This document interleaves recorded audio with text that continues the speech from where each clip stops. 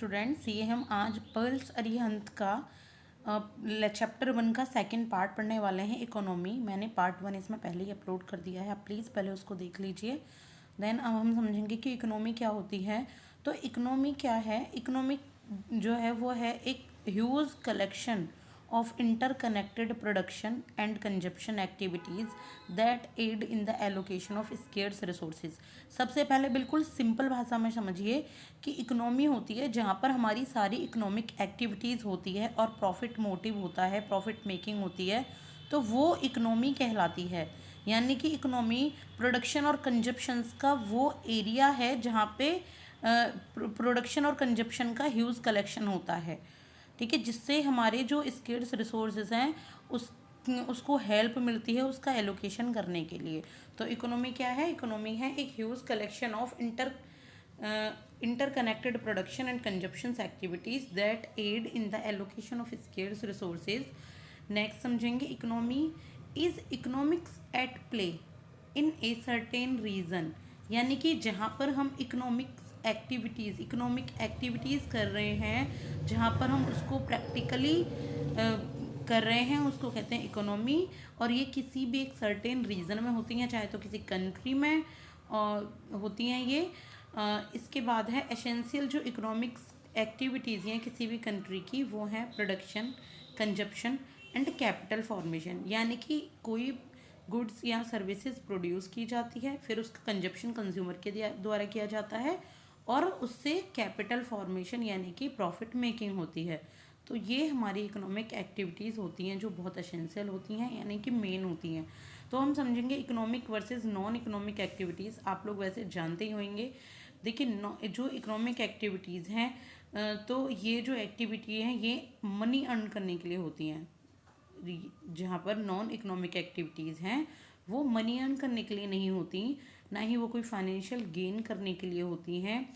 वो सर्विस दी जाती हैं दूसरों की हेल्प करने के लिए, अपने कुछ सोशल सर्विस या साइकोलॉजिकल मोटिव होता है, हमें पसंद आता है वो काम करना, अच्छा लगता है हमारे माइंड को, इसलिए हम नॉन इकोनॉमिक एक्टिविटीज़ करते हैं।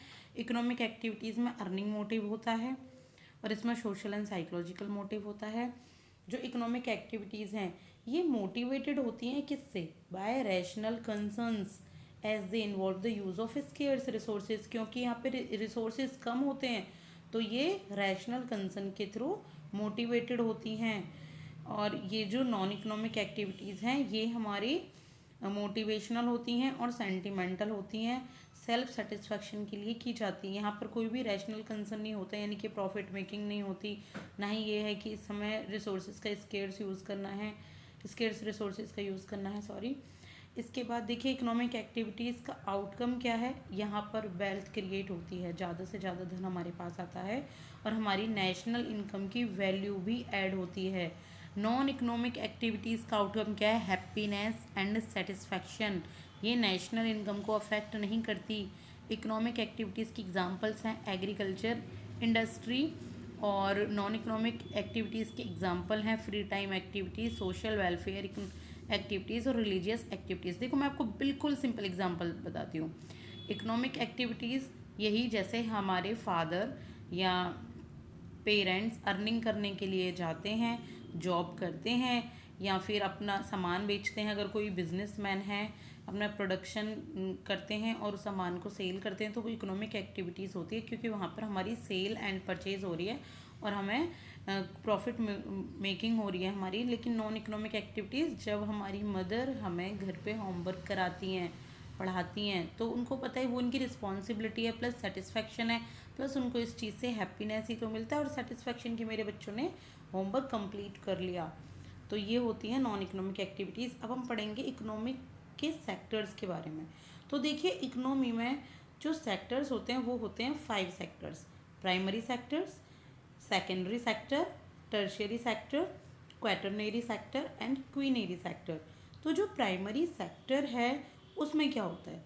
उसमें होता है कि जो रॉ मटेरियल होते हैं उनको एक्सट्रैक्ट किया जाता है और नेचुरल रिसोर्सेज को एक्सट्रैक्ट किया जाता है, जैसे कि agriculture.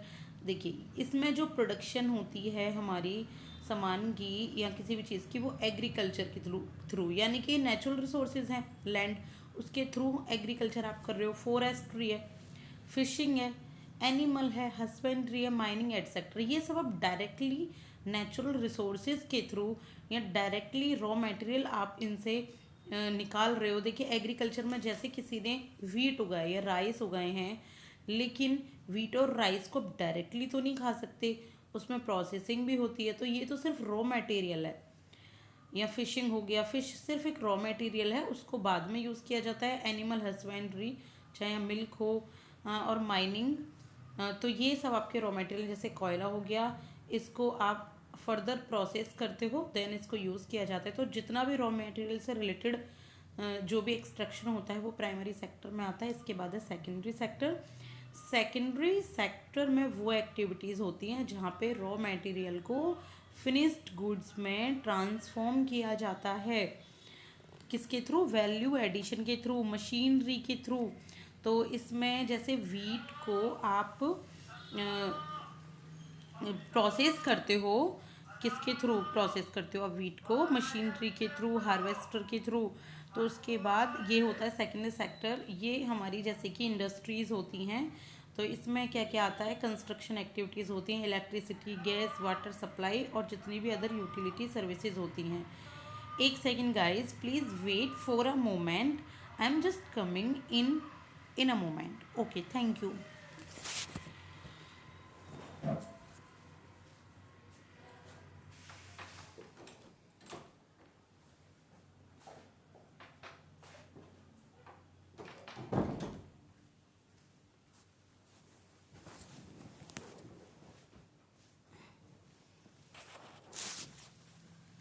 Okay, thank you have for the patience. तो आपने देखिए टर्टियरी सेक्टर, इसके बाद टर्शियरी सेक्टर होता है। टर्शियरी सेक्टर में वो एक्टिविटीज़ होती हैं जहाँ पे बोथ प्रोडक्शन और एक्सचेंज दोनों ही चीज़ इंक्लूड होती हैं, यानी कि जहाँ पे सर्विसेज दी जाती है। जैसे कहीं पे प्रोडक्शन हुआ किसी चीज़ का, लेकिन उसके बाद आफ्टर सेल सर्विस भी तो होती है कि अगर कोई दिक्कत आ रही हो प्रोडक्शन में तो उसके रिलेटेड जो सर्विस दी जाती है। या फिर जैसे कोई टीचिंग होती है, या फिर आप मेडिकल प्रोफेशन में हो, तो ये टर्शियरी सेक्टर होता है। इसके बाद है, इसमें क्या क्या होता है? इनमें ट्रेड है, ट्रांसपोर्ट और कम्युनिकेशन फैसिलिटीज़ होती है। कम्युनिकेशन से रिलेटेड जो भी वर्क होता है वो टर्शियरी सेक्टर में आता है। इसके बाद है क्वेटरनेरी सेक्टर। क्वेटरनेरी सेक्टर में इंटेलेक्चुअल और नॉलेज बेस्ड एक्टिविटीज़ होती हैं, जैसे कि consultancy, research and development etcetera. इसके बाद है क्विनेरी सेक्टर। क्विनेरी सेक्टर में हाई लेवल के डिसीजन मेकिंग बॉडी होती हैं गवर्नमेंट में या किसी भी इंडस्ट्री में, जो एकदम होते हैं ना वाइट कॉलर। क्विनेरी सेक्टर बिल्कुल, जैसे कि ब्यूरोक्रेट्स, सिविल सर्वेंट्स, तो ये क्विनेरी सेक्टर में, कैबिनेट मिनिस्टर्स, तो ये क्विनेरी। तो ये 5 सेक्टर्स हैं इसके इकोनॉमी के। मैं आगे पार्ट बाय पार्ट आपको और नेक्स्ट वीडियो में इसके बारे में बताती हूँ। Thank you so much. Like and subscribe for more videos.